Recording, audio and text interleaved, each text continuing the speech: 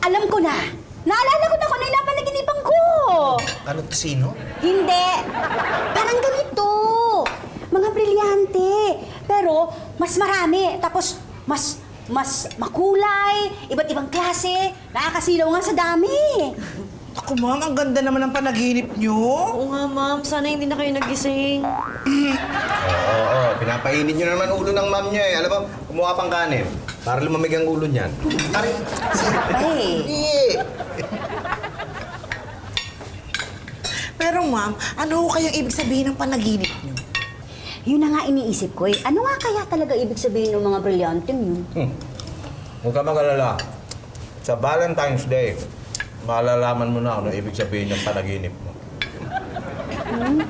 Eh,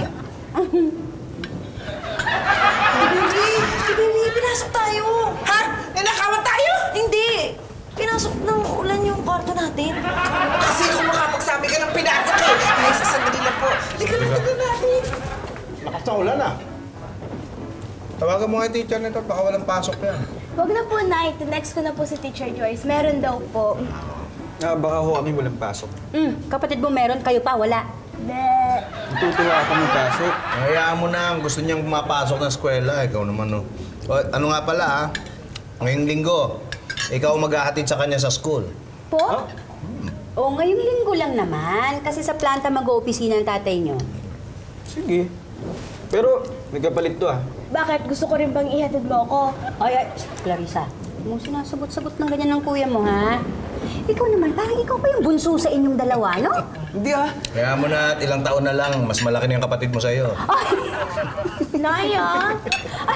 Ikaw kasi! Ikaw! Okay ka na eh, tumawa ka na eh. Maria, Po. si baby umiiyak. Puntahan mo muna. Ay, ano po sabi? Malay ko! Eh, di ba nagsasalita yun eh? Ah, si baby po. Hindi po kasi nililinaw eh.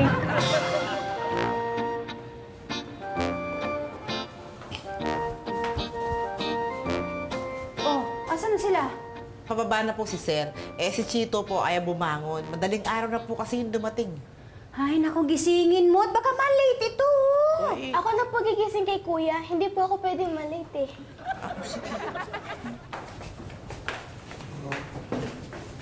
Oh, saan punta nun? Gigisingin ang kuya niya. Pinagluto kita ng paborito mong almusal. Ano to? Tingnan mo. Oh, ay nako. Tagal ko nang di natitikman to champurado mo ah. Paborito mo yan, di ba? Lalo Oo. kapag malamig ang panahon. Nilagyan ko yan ng asin. Asin? Para medyo umalat. Oh. Himalayan rock salt ang ginamit ko. Ano? Himalayan rock. So, ano yun? Sir, ito po yung asin na malalaki na singlaki nung brilliant. Ay, oo! Tama ka! Kasi laki nga yun ng brilyante. Ba? Oh, kumusta yung lasa? Parang nasobrahan sa brilyante ah. Alat eh.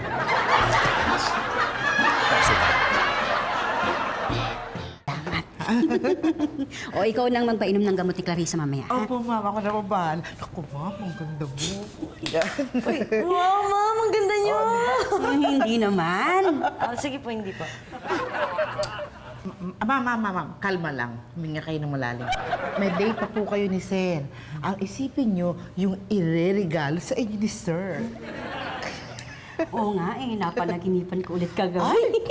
Eh, di ba nakakuha na kayo ng brilyante? Hindi. Ginising mo ulit ako sa panaginip ko eh. Ay, ano? Oy. Ay.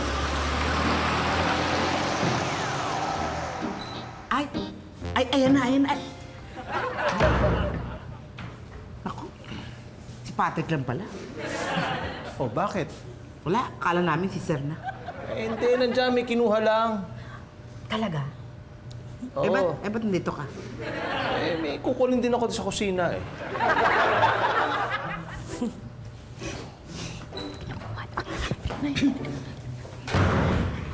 Wow! Ang ganda naman ang asawa ko!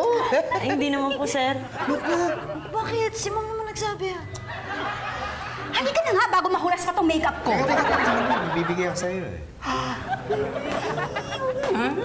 Yan, hindi na. Ay, mamang laki ng box! Ano to? Saan mo? Ano to? Dadan mo! Tagal ko inaanap niya.